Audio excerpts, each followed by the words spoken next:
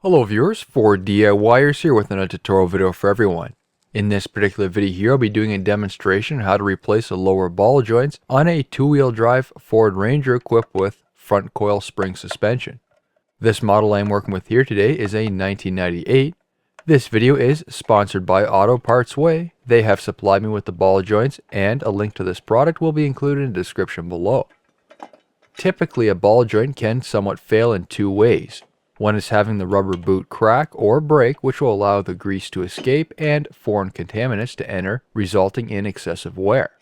The other is simply having the ball joint eventually wearing out, causing uneven tire wear, clunking when driving over bumps, alignment issues, stiff steering, or perhaps wandering steering.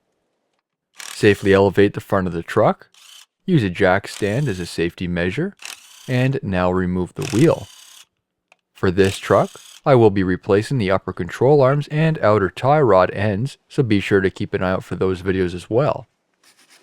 For the upper and lower ball joint bolts, considering there is some buildup of rust and dirt here, I am using a wire brush to clean up the threads and apply a small amount of penetrating oil just to make disassembly easier.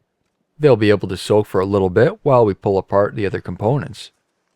Start by compressing the caliper slightly with large interlocking pliers.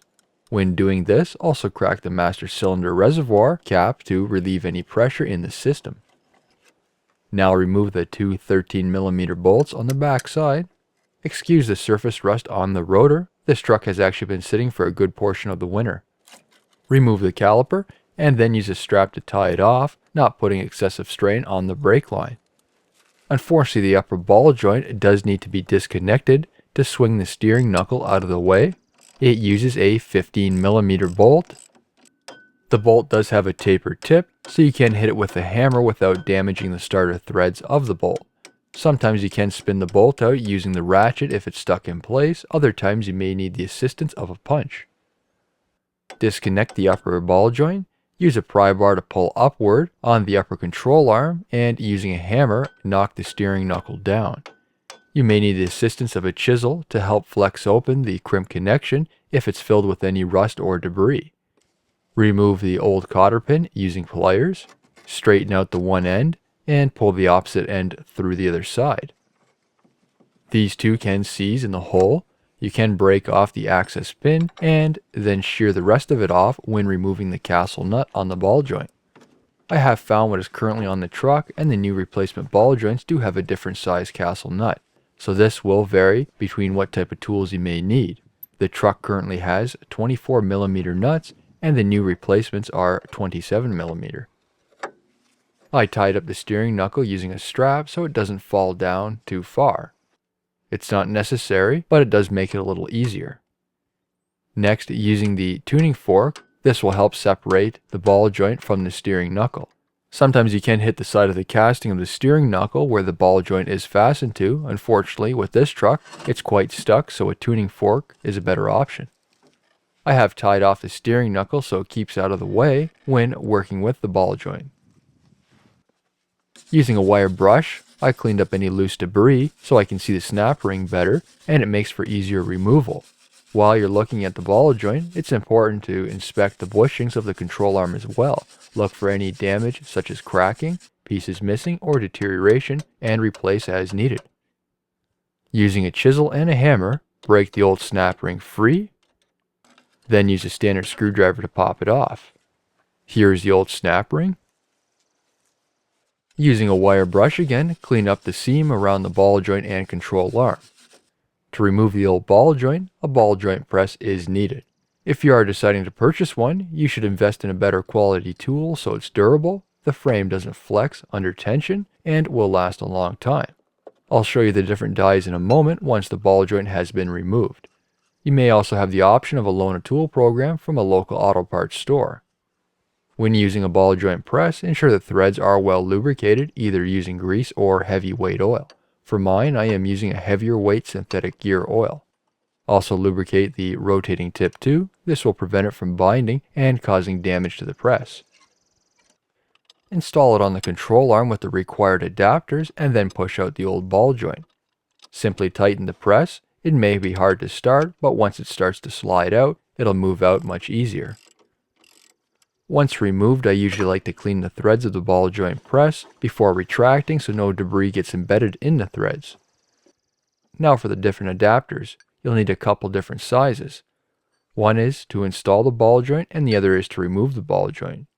When removing, we need to have the space to push the ball joint out freely, so that adapter needs to be larger than the flange. For installation, we need the correct size adapter, which is able to push on the flange. Unfortunately, that adapter that comes with this set is too high and won't fit, so I have to make up my own, a lower profile, which I'll show you in a moment. Before installing the new ball joint, always compare the old and new versions to ensure they are the same. These trucks do have a couple different types, which can make things a little confusing, and this is based on the drivetrain type and suspension type. Just to give you a view so it's easier to see, the new joint comes with a new cotter pin, and then a snap ring. These are a serviceable ball joint, so they are equipped with a grease fitting, also known as a nipple or zerk, and a new castle nut. For a better view when installing the castle nut, when the castle nut is installed, tighten and then line up the cutouts and the hole in the stud. Then the cotter pin is installed in that hole and bent over on the opposite side. As mentioned earlier, Auto Parts Way has supplied me with the parts in order to produce this video. Links to the ball joints will be included in the description below, so be sure to check them out.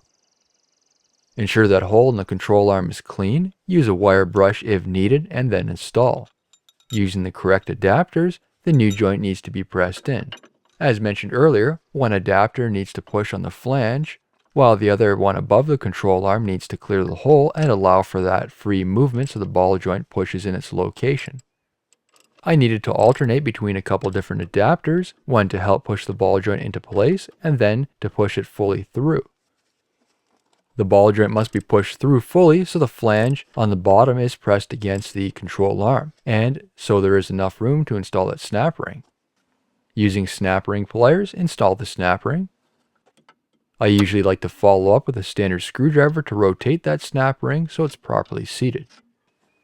To install the grease fittings, simply thread it into place. Make sure the fitting is facing in an accessible position and not against the control arm or steering knuckle. Serviceable ball joints usually have some grease from factory, but it may not always be enough, so using a ball joint specific grease, give it a couple pumps with a grease gun. Now install the steering knuckle and install the castle nut to hold it in place. The castle nut torque specifications is 83 to 113 foot-pounds. Jack up the lower control arm so the upper control arm can be installed.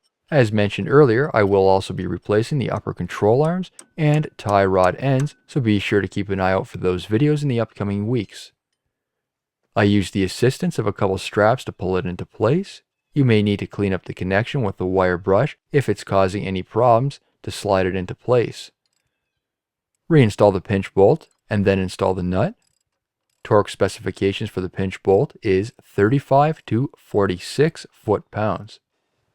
Install the cotter pin and bend over the ends.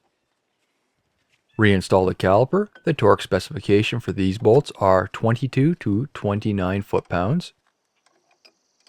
Reinstall the wheel. Torque specifications for lug nuts are 100 foot-pounds.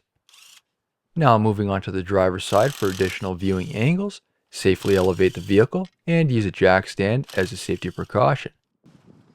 Once the wheel is removed, I started with removing the cotter pin from the castle nut. Again, I couldn't fully remove the cotter pin, so I broke off the access and then sheared the rest of it off when loosening the nut. A 24mm wrench was used here. The pinch bolt for the upper control arm uses a 15mm bolt. Then using a hammer, remove the bolt. Again, using the same method as before, I used a pry bar to pull up on the upper control arm and then hammer down on the steering knuckle. This one came apart a little easier. I have already removed the caliper as well. Now to split the ball joint apart using the tuning fork. Remove the old snap ring. Using the correct adapters to remove the ball joint from the control arm, the ball joint needs free movement to pop it out. Cleaning up the control arm with a wire brush to remove any debris which may make the installation difficult. For this installation, this particular ball joint was from Moog. Both are the same style though, one is just an updated version. so I was able to use a slightly different setup when pressing it into place. The ball joint must be fully seated in the control arm. You may need to remove and reinstall the press a couple of times to verify its position. Once it's seated, install the snap ring, install the grease fitting, make sure it's tight and has direct access without interfering with the steering knuckle or control arm. Again, give the ball joint a couple pumps of grease so it's well lubricated. Pull the steering knuckle into place and then install the castle nut. The castle nut torque specifications are 83 to 113 foot-pounds. Reinstall the upper control arm by jacking the lower control arm into place and then install the pinch bolt. The torque specifications for the pinch bolt is 35 to 46 foot-pounds. Install the cotter pin and bend over the ends. Install the caliper. The torque specifications for the caliper bolts are 22 to 29 foot-pounds. And finally, installing the wheel. Again, torque specifications for lug nuts are 100 foot-pounds. New videos are released every week on my channel. Be sure to hit that thumbs up button. It's a huge help to me. And if you're not a subscriber, be sure to hit that subscribe button. Thank you for watching.